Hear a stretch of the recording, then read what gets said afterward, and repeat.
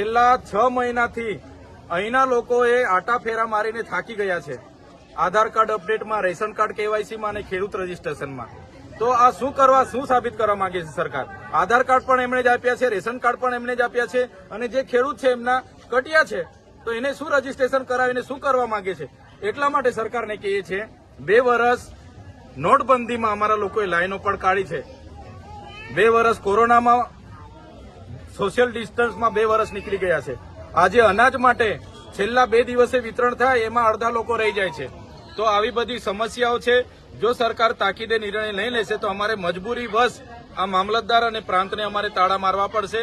એટલે જેમ બને તેમ વધારે કેન્દ્રો અહીંયા સગવડ કરે, પ્રાંત અધિકારી અને મામલતદાર શ્રી, કલેક્ટર શ્રી, અને લોકોના આધાર કાર્ડ અપડેટ, નામ સુધારવાના હોય, કેવાયસી કરવાના હોય, કે રેશન કાર્ડ કેવાયસી કરવાના હોય, કે ખેડૂત રજીસ્ટ્રેશન કરવાના હોય, એ અહીંયા તાત્કાલિક ધોરણે કરે એવી માંગ કરીએ છીએ.